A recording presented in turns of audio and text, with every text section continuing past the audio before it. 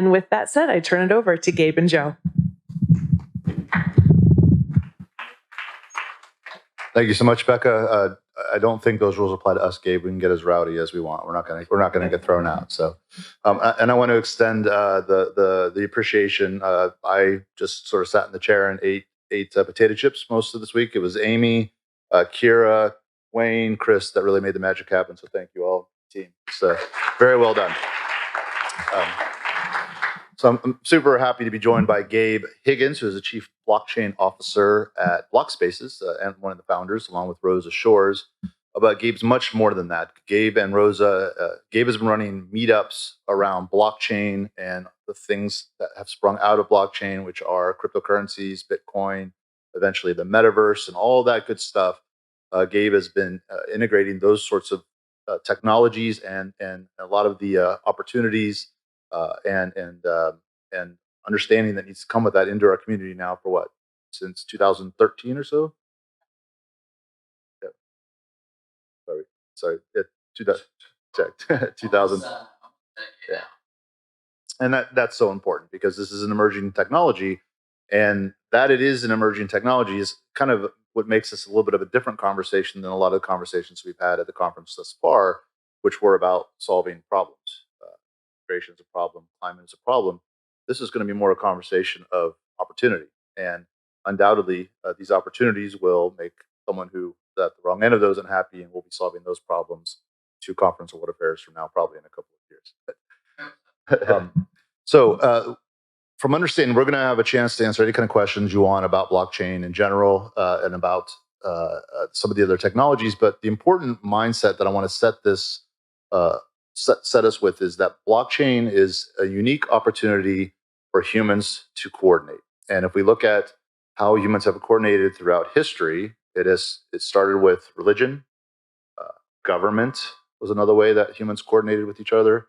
More recently, the corporation is a way that governments coordinated with each other. And if you look at some of the characteristics those have, they're all a top-down set of rules that are governed from the top, and you sort of kind of get stuck in them, right? It's hard to leave your government. A lot of times it's hard to leave your religion. A little easier to leave a corporation, but it's a structure that has some switching costs. What blockchain unlocks is the ability to coordinate kind of from the bottom up. It's a different kind of hierarchy, and it's easy to move from one new environment that blockchain has allowed to another environment. So this is the key fundamental shift in what blockchain offers. So with that, Gabe, you're an expert at the technical workings of blockchain. So can you give us sort of a high-level understanding of how it works and why it can accomplish what it does with trust? No, yeah. In 1 hour. So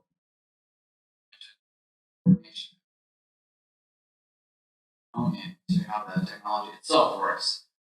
So to keep it high level, I don't imagine we have many cryptographers in here. Oh, one. Okay, nice.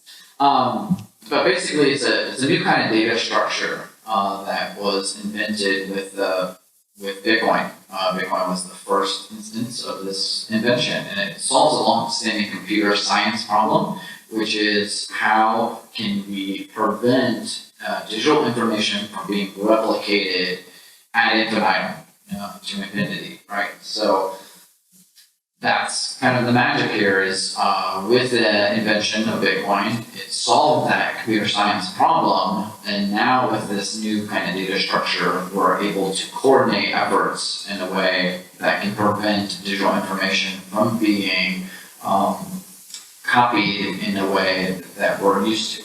We always think of, a picture, for example. I can take a picture, I can send it to you, you can send it to your friend, and that the exact copy of that digital information is replicated. With how blockchain works, it prevents that replication from being something that is copied and pasted to something that can be owned. So I can have a digital thing and own that digital representation of that data, and then I can send it, and when I send it, it actually leaves my possession, just like a physical item. But completely in the digital realm. So this is a new kind of thing, it's a new kind of concept, and it's hard for people to wrap their head around that. But with that and the incentives that you can build, you can coordinate these kinds of human efforts in a way that's distributed across the world. So there's no hierarchy involved, there's nobody in charge of this system. It's all governed by code and programs that are open source. People build them, release them into the world, and then start using them. And then, of course, vetting them, make sure there's no funny business going on. But this coordination effort makes it to where nobody can cheat. Nobody can cheat the system because everybody has visibility. It's fully transparent. Everybody knows what's happening on these systems. So it's a very interesting way of coming up with not only a new data mechanism, but how that shapes human coordination effort. Yep, that's great. And I liken it to a permanent record for the world. Essentially, it's if you remember back to school when you had a permanent record. And as Gabe was mentioning, this new way that data is stored, it's security through transparency. And so transactions happen, and they can be any kind of transactions, financial or otherwise, and they are vetted into a block and then added to the chain of previous blocks. And the way blockchain works is there's the hashing algorithm, which is the security, validates it back throughout the chain. So once it's on the chain, it's spread out to thousands of different computers all over the world. Everybody's got a copy of it, and you can't change any piece of it in history because if you change one piece of it on your chain basically becomes corrupt, and all the future blocks now are invalidated because you changed any piece of it. That's immutability going back through time, coupled with the fact that the chain is copied thousands of times, is where you get that. And this is a cross-border with no one owner. This is anybody in the world can have a copy of this, and the more people who have it, the more secure it actually is because of that. And so that's where you get this sort of permanent record of ownership, this thing that you can go back and verify things against. And what that does is that's the specific thing that eliminates the trust that would have required a trusted third party. So Gabe, can you talk a little bit about trusted third parties and some examples of how blockchain can eliminate them? Yeah, so trusted third parties are everywhere, right? Or we couldn't operate thus far without those trusted third parties. So like a financial institution, a government institution, corporations, these are all the way of coordinating these efforts on behalf of somebody else. So you can have something actually happen in the world. So the way but with trusted third parties also comes a risk. There's a counterparty risk, especially when you're dealing with financial instruments or financial transactions. It's not easy to send money through traditional financial rails to somebody on the other side of the world because of the cumbersome chain of custody involved with these trusted third parties in financial institutions. And of course, all the different regulatory environments create lots of friction. So there's an opportunity cost involved, there's a counterparty risk involved, and all of this adds up to real world cost and has real world side effects where you can't help. It's not easy to help somebody on the other side of the planet, financially speaking, because of all of these intermediaries involved. And so what blockchain has enabled with cryptocurrencies is that you can send a digital asset to anybody in the world using the internet. So it's basically instant, and it's very cheap to do so. And there's no third-party counterparty risk involved with that transaction. It's person to person. It's just like an email. Email protocols work pretty much the same way. So, but now we don't really even think about what's happening, behind the scenes with SMTP and TCP/IP protocols. They just, they work on our mobile device, and you send the email off. But that's what we're talking about is new kinds of protocols underlying the infrastructure with these transactions. And so now we can send value. We have this new dimension in the digital realm now where we have before it was we can read information from the internet, and then so we call that Web 1.0, right? And then Web 2.0, which is where you can read and publish, read and write to the web, and have everybody in the world have access to that kind of publishing mechanism. With Web 3, which you'll probably hear a lot about, and we'll probably get into that discussion a little bit more, is this value dimension, where it's not only read and write, but we have now digital ownership. We have digital assets that we can own and maintain and control that possession over, which is that new kind of concept. So this is enabling lots of new innovation on how we can leverage that in different ways. And of course, this is in good ways and in bad ways, right? You do have nefarious activities that are also very much up to speed with the latest technologies, which has always been the case. So we do have to guard against those things, but for the most part, it's beneficial for humanity. Yeah, and so to kind of add on to that, when it comes to breaking that down as to what those barriers to transmitting value are, there are a lot of them tied to self-interests of the parties involved. So governments obviously have a self-interest in putting fiscal policy in place that benefits them and benefits their their citizens as well, and that will go for both sides of that transaction. Banks have policies in place that benefit them and protect them financially, and all of those things become a hindrance to the free flow of value across borders. But they also offer a protection to the free flow of value across borders. And that's one of the big dynamic shifts in crypto, because when you take value outside of governments and institutions, you introduce some ways that people can coordinate and work in a trusted environment, but you also eliminate some of the protections, which means if you accidentally send crypto or send value to the wrong person, there's no way to really get it back. You don't have that credit card company or that bank who can jump in on your behalf. And so that's a shift. Undoubtedly, there'll be insurances and things like that and services that crop up to protect against that. And most likely, again, it's important to understand that these technologies have a place, but they're not every place. So people will still want to interact with the current institutions in ways that make them feel comfortable. Some people are, I'll take care of it myself, my responsibility. A great privilege, great responsibility. Other people say, I don't need that privilege so much. I'd rather just have the safety net of my bank taking care of me and doing everything for me. And so it's not either or. One thing I also want to focus on, and I'm just tying a little bit to some of the questions I'm seeing coming in, is nobody branded. There's no central person that branded cryptocurrency. But if they did, I would have fired them, because that is the absolute worst term, because they're not currencies. Everybody thinks that the Dogecoin is trying to replace the dollar.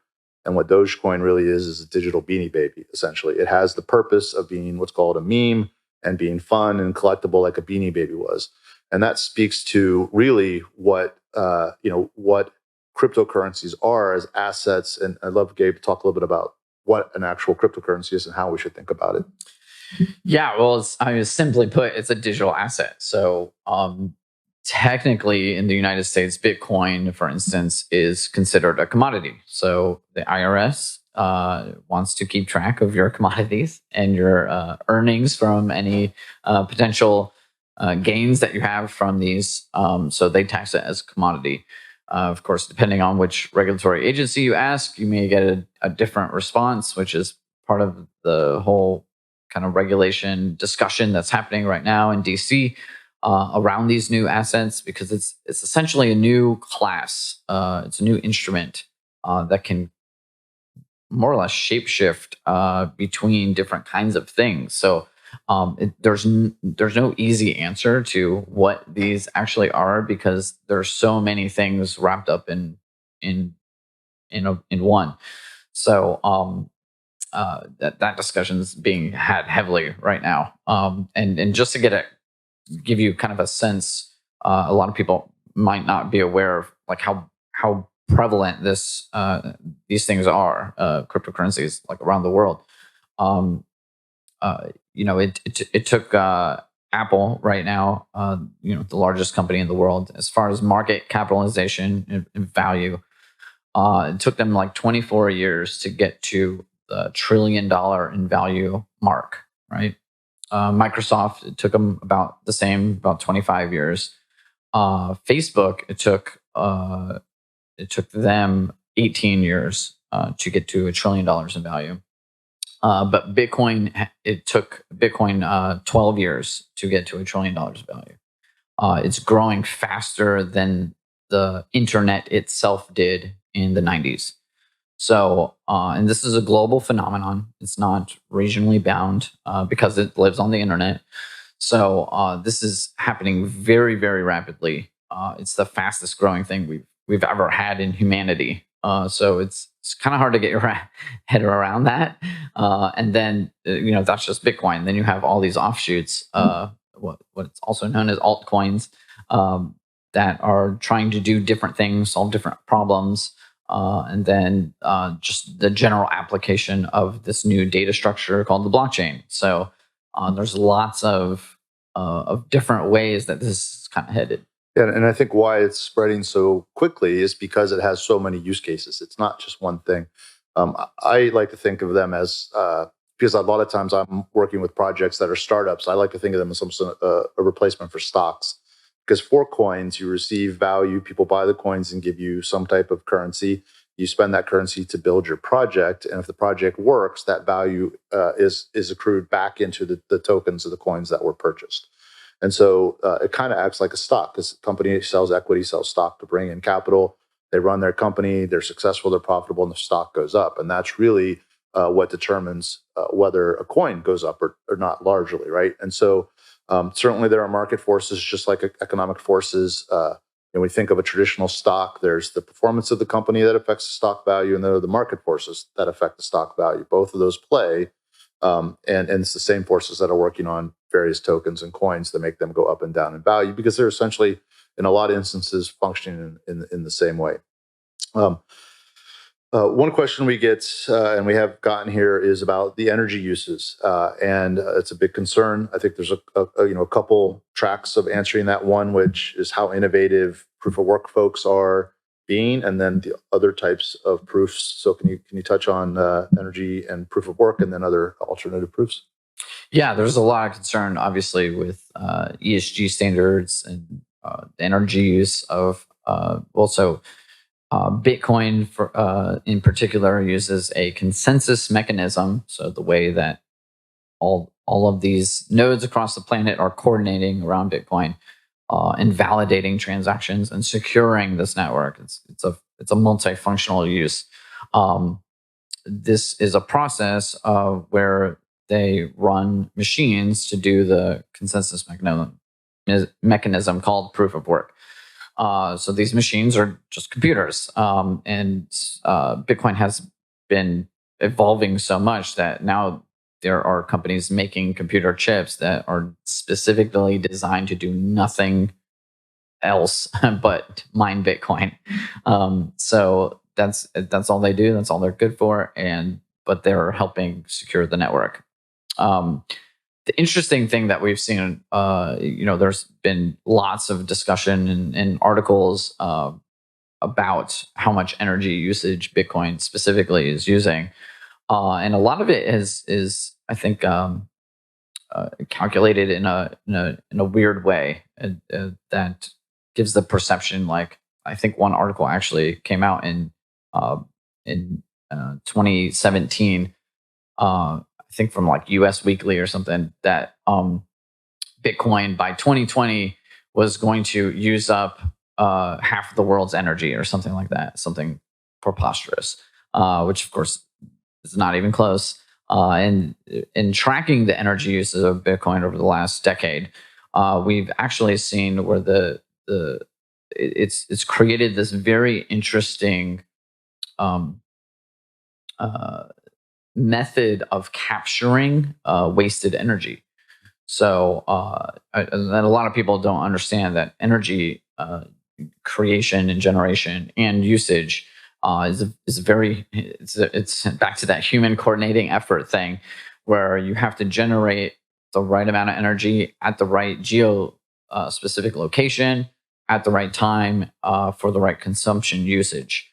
If you don't have all of those things coordinating efforts at the same time and place, you over generate energy that's not used, and it's literally wasted. It's just burnt up. Um, what my Bitcoin miners, that's that process using these machines. What they have found is that they're incentivized to use cheap energy because they can turn it into more Bitcoin. And what we've seen on a global scale now is that you have these miners that are moving to these sources. So you can actually, these are very portable machines. So you can pick them up and move them right next to the energy generating source. So where waste of energy is wasted or not utilized at all, where it could be, is where Bitcoin is flowing to, or these mining machines are flowing to. And that has created a very interesting use case where you can tap into energy sources that were not available before, and you can actually extract value from them, which is a very powerful concept that I think we're only just now starting to see. So I actually think this is beneficial to the environment eventually, because these machines are becoming more energy efficient in and of themselves. Plus, you have the added bonus of being able to tap into energy sources that we weren't able to before because it just didn't make any sense. So now we're seeing, we can dive into El Salvador with what they're doing. So El Salvador, a small country in South America, that actually made Bitcoin legal tender in September, and they have a volcano in their country. And they're now able to tap into the geothermic energy of that volcano to mine Bitcoin, which is giving their country a new source of revenue, which is very interesting. And I think we'll see more of this in the coming years, where countries that don't really produce much, they don't have their own. Currently, they don't have a lot of resources that they can, package up and export to other countries. That they're going to tap into their local renewable energy sources like this and leverage that using Bitcoin. And then you have the other kinds of consensus mechanisms that don't yet use as much energy, but those seem to be trending towards the more consumption, where Bitcoin specifically in proof of work are incentivized to use the most renewable energy sources available. And that's a really key point. So a miner, which is a very lucrative exercise, they're a very simple profit calculation. It is how much their equipment costs, how much their energy costs, and then how much they make from mining. So obviously, the cheaper they can get their equipment and the cheaper they can get their energy, they're making a fixed amount in from mining. That's their profit margin. And so they are as incentivized as anyone to figure out ways to use energy efficiently, thus tapping into geothermal, going to the places. And really, it is a key thing. And it does get a little complex, but most power plants waste a lot of energy because of the supply spikes and demand spikes. And if they can apply this energy to mining and bring in revenue from that, it actually helps offset other energy costs that they have, and allows them to operate their machinery more efficiently. And for what it's worth, this is not this does not downplay the concerns around that, but extracting gold from the earth is not a lovely process either, right? It is physically digging into the earth with heavy machinery. and running large equipment on diesel and then transporting that around the country or around the world. So, all forms of value creation and value propagation use energy. This one is just another in a long line of doing that.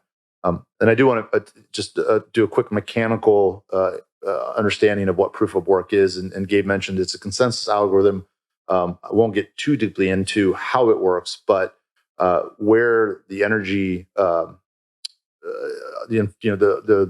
seemingly unfortunate use of energy comes in is that all the computers are racing to solve this algorithm, and only one computer wins the right to publish that next block onto the blockchain. And then they get rewarded with a Bitcoin or some amount of Bitcoin by the protocol itself. And all the other computers who didn't win that race move on to the next race, but their energy in racing was not used for anything. Proof of stake is an alternative to that, where people basically put in value, put in coins, and each one of those represents, again, very rudimentary, a lottery ticket. And someone gets picked from that group and they perform that consensus, but it's just one computer. And so instead of all those computers racing, it's just one computer doing that, and you cut the energy usage by a ton. It's slightly less secure than proof of work, but for a lot of use cases, that security isn't as necessary. And they're continuing to invent new consensus algorithms that use less energy and are more clever. And so we may see many of those emerge over time. It just needs to be a way that everybody can agree that these transactions are secure and ready to go into this immutable record. All right, so moving on. This one's sort of near and dear to my heart. This is NFTs. And I'm gonna give my example and then ask you to take it a little further. So, without getting into what an NFT is, I'll save that for Gabe. I'm gonna prime it by understanding what value is. And so people hear all these stories about these NFTs selling for millions and millions of dollars, and they don't understand why, and it's just a picture or whatever. And this is a really critical shift, this is just a generally critical shift in understanding how you perceive value and how value is going to evolve. So the example I like to use is the Constitution. And the Constitution, there are X numbers of copies of it. I think there are 16 in existence. And they come up for sale occasionally. And one just sold for $42 million. And so when you look at the Constitution and you hear that at Sotheby's it sold, or wherever it was, Christie's, it sold for $42 million, does anybody go, why is a piece of paper worth that much money? I mean, some people may, right? But for most people, they say, yeah, the Constitution, $42 million. That's super rare, super valuable. But, as you start to really break down what makes it valuable, is it the paper? Is that piece of old paper that's worth $42 million? Is it the ink? Is that, if you extracted that ink, could you resell it for $42 million? That is a culturally acceptable store of value. We say that this ink on this paper represents an event that happened that's important to some people. It is authentic and tied to that time and place in that event. So, and we all accept that, and people pay $42 million for a piece of paper with some ink on it. And so, if you really deconstruct it like that, when Elon Musk lands on Mars and he writes the Mars Constitution, it's not going to be with a quill and on parchment. It's going to be something he types into a computer. But yet that event still has historical significance, and humans demand a way to make that artifact and hold on to it. And that's what this digital permanent record allows people to do. So, with that sort of understanding of this is the new accepted vehicle for value that our kids will think is completely normal, even though we think it's nuts. With that, can you talk a little bit about the mechanics behind an NFT and what makes it non-fungible? Or yeah, so I guess we can take a step back and explain what fungibility means, because a lot of people don't know that. So fungible assets are things that are like kind that can be exchanged, and there's no value loss. So you have a dollar bill, I have a dollar bill. We can swap those dollar bills, and there's no inherent value shift. They're both worth the same thing. They're both accepted as the same value. Non-fungible tokens is what Joe was talking about, or NFTs for short, is assets that are are not like kind. They're unique. They're basically like collectibles, and we're used to collectibles. We all understand collectibles, from baseball cards to rare coins, for instance. And these can be traded at a unique value, right? There's certain qualities about that unique thing that other people value, and that's what comes up with the market price for those. So that's essentially what's happening with NFTs, but in the digital realm, where you have these unique digital assets that are being traded and bought and sold at different values. Of course, I don't necessarily understand why some of these things are being sold for so much, but value is subjective.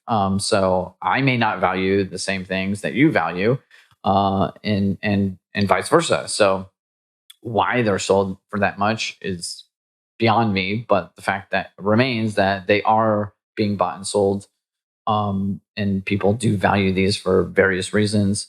What I think is interesting about these uh, kinds of digital assets is that they're programmatical. You can program characteristics, you can program new features, and new ways to interact with those digital items. For instance, an example I like to talk about is like you can own a digital asset on your mobile device that acts as a key to other things in the real world, almost like a literal key, but it's totally digital. So you can have a smart lock that will only open if you own a specific NFT, and you can put that door lock anywhere on your house, on your car, or what have you. And that is a mathematically secure way of generating a passcode, for instance. So you know that passcode can't be replicated or duplicated or manipulated after the fact. If you own it, you own it. It's verified mathematically through the blockchain, and that's that. Again, you're removing any kind of counterparty risk involved with you being able to utilize your asset in a specific way. Thank you.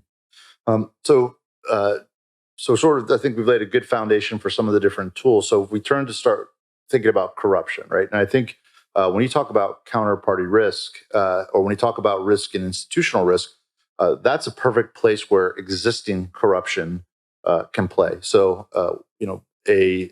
a government inflating its currency or manipulating its currency, a CFO for a company changing the database, or leaking out things like that to the nefarious third parties or whatever. So we see plenty of ways that corruption exists now. Blockchain eliminates some of those, but also introduces others. So, Gabe, can you talk a little bit about some of the? Obviously, I think it's any place that there's a trusted third party, whether it be a government or a financial institution, we're familiar with those types of corruption. We've learned about them. So, what are some of the new possibilities, ways that Bitcoin maybe or other crypto may be used in a nefarious manner, and then tie that to the anonymity? How anonymous is it actually? Yeah, well, so yeah, there's a lot there. There's a saying that we have in the space that we don't trust, that we verify, and what that means is through this process, through this mechanism of utilizing these assets, is that you're actually not needing to trust a central authority, that you are trusting that the protocol is sound and that it's working properly. And the only way to do that is by these things being open source. They're being transparent with what is happening there. So that's a key aspect that a lot of people should probably pay more attention to. because you can absolutely utilize the technology to re-centralize the activity to being under some kind of authority figure or a central entity that can shift the parameters around and play with the dials a little bit, which kind of defeats the whole purpose. But nevertheless, that's happening. That's going to continue to happen. So, people just need to stay vigilant against that. But as far as nefarious activities, right? Like, anytime there's an advancement in technology, criminals are going to latch onto that because it gives them a competitive advantage against, against the authorities. So we saw this with the internet. We saw this with cell phones. We saw this with even cars. Criminals are likely to adapt faster than the general population itself, and definitely faster than authorities. So that is going to unfortunately be a remaining problem going forward, and that's a people problem, right? It's not that you don't blame that technology because people are criminally minded for whatever reason. So I think that's a more broader society problem that we need to fix the mindset of those criminals, not the tools that they can utilize, because those are tools that we can use to benefit humanity. So we don't want to chokehold things that can help us. We want to actually secure those. We want to enable people to be able to use these in an appropriate way. And I'm gonna be bold and say that I think it's going to reduce corruption. And the reason I say that is because where corruption occurs is where trust is violated. If you think about government corruption, if you think about law enforcement corruption, you think about financial corruption, it's a place where people gave resources and trusted someone, and that person that trust was abused, and the resources were stolen. But in this instance, I say it actually, as a net, reduces the possibility for corruption. All right, here's one. I think this is in Gabe's wheelhouse. The dollar is controlled, but Bitcoin is not. But we have one, I think, question which we didn't cover exactly right. So let's start with what the heck is Bitcoin, and the dollar is controlled, but Bitcoin is not discussed. Yeah, so Bitcoin is the first digital currency that we've ever had, and like I said, it was a breakthrough in computer science. So it was who invented it is actually still not known. It's totally unknown who did this. But what they did is just drop it in an email list of a bunch of cryptographers and mathematicians to vet it. And when they launched the first initial implementation of Bitcoin, the code was open source. So anybody had the opportunity to either take part of it or, rip it apart, poke holes in it, which happened. But now we've had this thing that has persisted for 13 years and is growing enormously. So as far as the dollar obviously is centralized with our government, and that is a trusted third party, right? That we entrust with our value. Good, bad, or indifferent. That's the way it is, and that's the way it had to be for a long time. Of course, about 100 years ago, our dollar was backed by a hard asset, gold.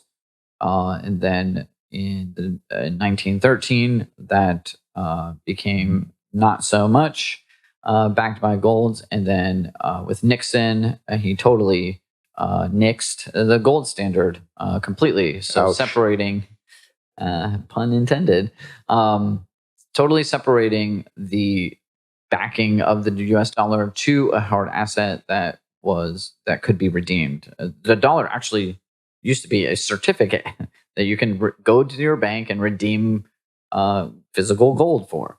Of course, that is no longer the case and hasn't been the case for over 50 years now, and a lot of people still are under the perception that our dollar is backed by some kind of hard asset. It's not, and that's why we've seen over the past year or 18 months or so, the dollar has been all the dollars in circulation right now or in creation. 40% of them have been created in the past 12 months. And that should alarm you. If you're not concerned about that, you should be, because that means all of our value that we work for is being diminished. So who's getting that value? That's a different question. I'll leave you to think about that. and that's an important point, because it goes against just some general assumptions we make. As we went back to sort of talking about first principles of what is value in an NFT is, and I use the Constitution as an example. What is value in a dollar, right? And I remind you that there's some great empires that have come and gone. The Roman Empire. I know I used to travel into some smaller countries and collect bills that had 100 on them and then had 6 more zeros stamped on them. And I got those as a collectible because of literally week old inflation, 100x the what they needed on the bills. And so it is important, as we see us moving to for the first time ever, a chance to opt out of some of the traditional hierarchical value rulers. Essentially, the government ruled your value. They gave you the currency that you were essentially forced to use, and they printed as much of it as they wanted, and they manipulated all the factors around it, and you were stuck with it, and now you're not. And so that's going to be a profound shift. And again, mentioning first principles, currencies are as valuable as the people who use them trust in them. And to Gabe's point, he's a thinking person, and he realizes that 40% of all the existing dollars were made are newborns are still in diapers, and that's worrisome. And then we see this currency now in Bitcoin that has a total market cap, I think, over silver now, if I'm not mistaken. And again, silver is the perfect example. Why is this thing, or gold, why is this thing pulled out of the ground worth anything? Because we all agree it's worth something. And so now we have an asset in Bitcoin that has a total market cap in just a short time that's bigger than silver, and that should be a real eye-opener that there are enough people trusting this and seeing the utility of it to bring it to that level. Yeah, and that's really exciting to me to see that we have a new kind of money and a new kind of monetary system that can't be manipulated by political powers, regardless of where they come from globally.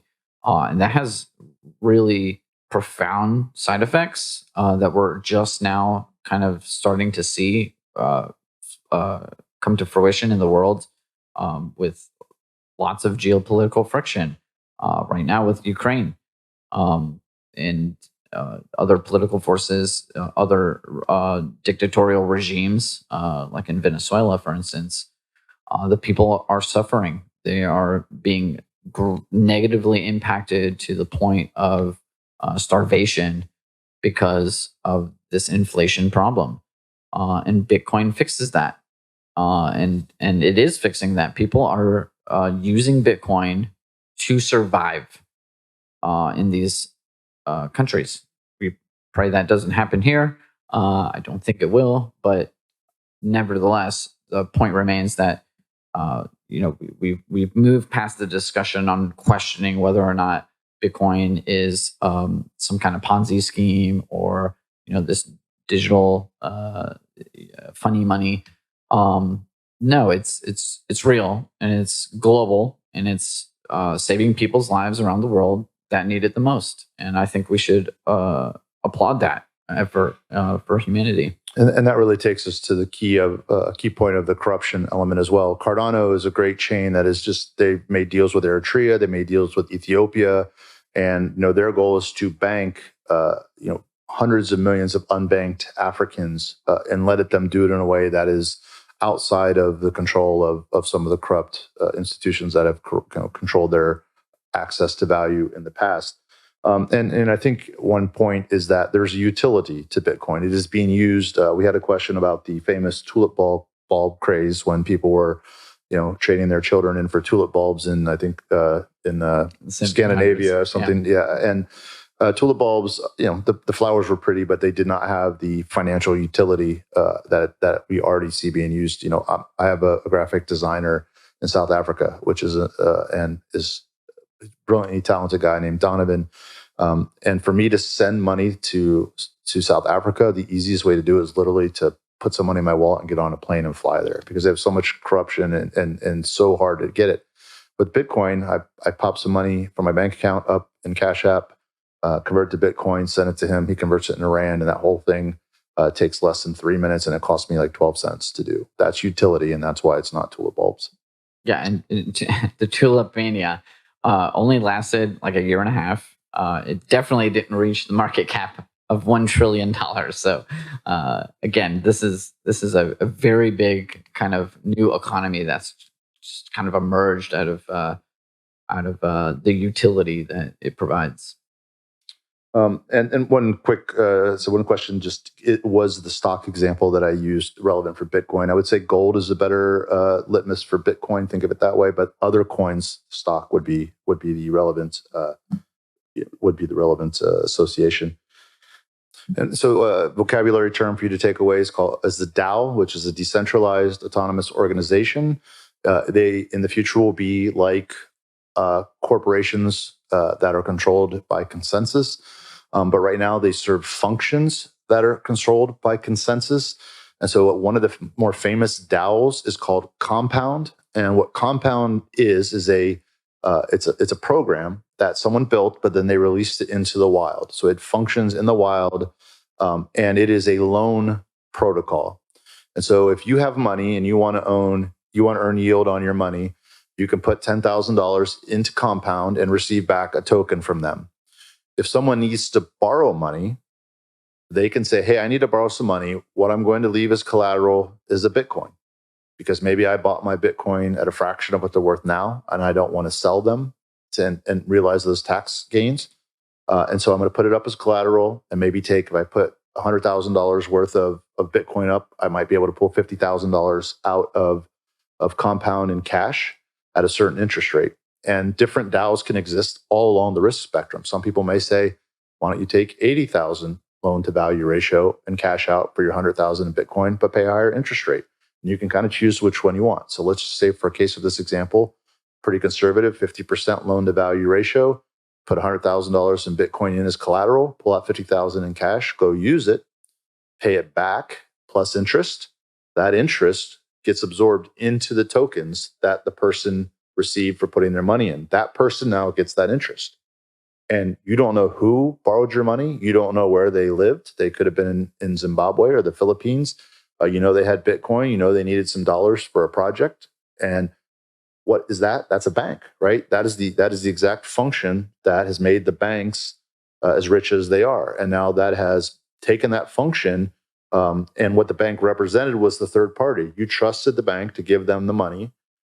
You trusted the bank would go find the person that would want to borrow that money and pay interest on it, and you trusted them to do that in a safe way.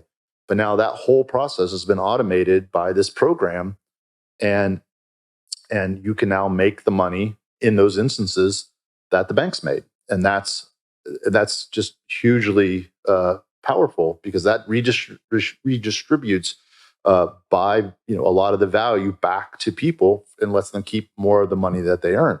Now, if you needed to borrow money without collateral, then a DAO at this point probably wouldn't be a good fit for that. You would still need the bank. They have a service that's valuable there to vet a person's credit rating and to go through that whole rigmarole and protect your money.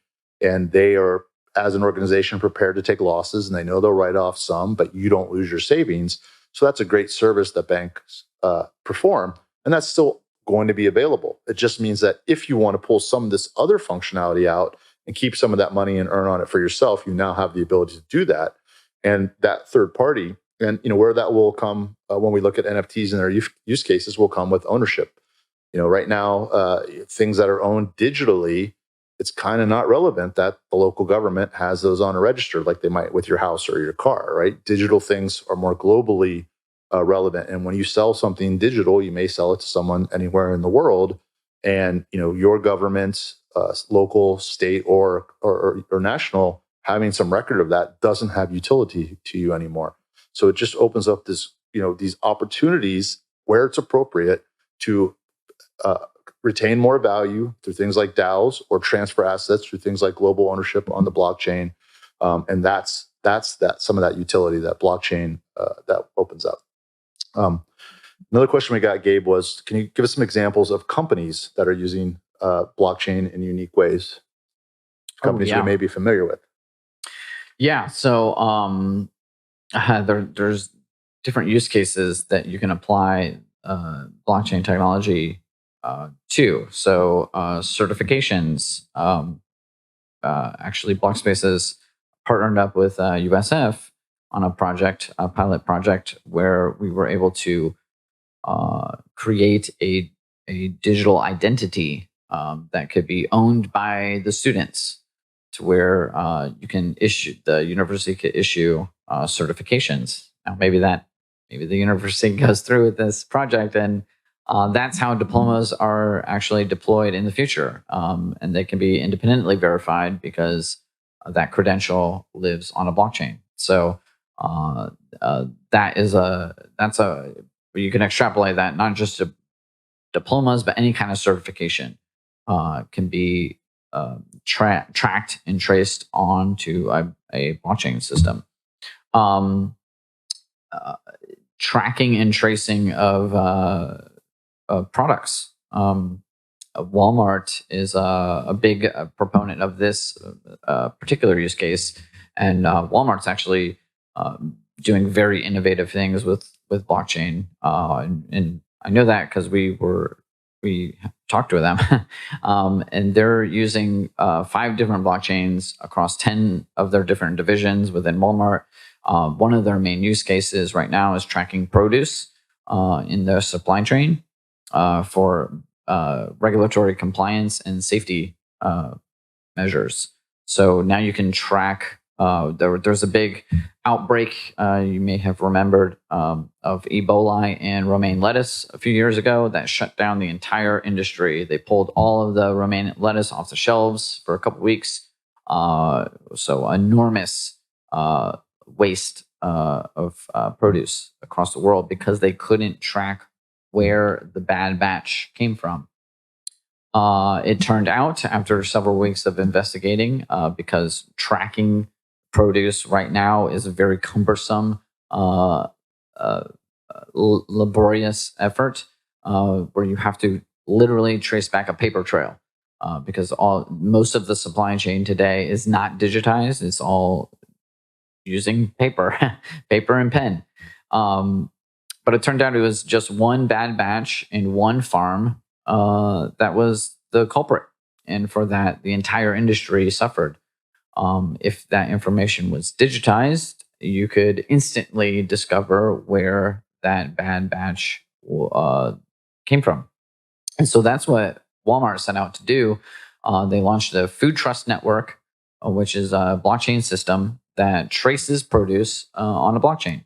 And now they can have the entire history of the provenance of their products and produce instantly available to them at any time. And the head of that project is now a part of the deputy commissioner of the FDA, who is also looking to enact some kind of regulation that is going to demand that of food producers in the future, that they have this kind of transparency and traceability with food products that we consume, to where the end user themselves can verify, or at least have visibility to where that produce was actually produced, and be able to make consumer decisions off of that information. So this is a deep question, and it comes to the financial impact on governments as people pull their theoretically can pull their transactions out of existing systems. It says, and I don't think we're missing this, but the ability of governments to fund essential services through taxation of earned currencies. What happens when people are paid in crypto? Go ahead. You want to hit that? Yeah. Well, I mean, we all file. Well, I assume we all file our taxes, and it's on a voluntary effort. So the same is true now with cryptocurrencies. I report my cryptocurrency gains and losses just like any other asset. So the IRS is very much aware of cryptocurrencies, and actually, ironically, because these are transacted on a distributed public ledger, all of your transactions can be discovered if they want to investigate. And so this becomes a method of tracking criminals much easier in a much more definitive way as well. Yeah, with the Bitcoin, it is a permanent record. So every Bitcoin that has ever moved anywhere is readily searchable and visible on the blockchain.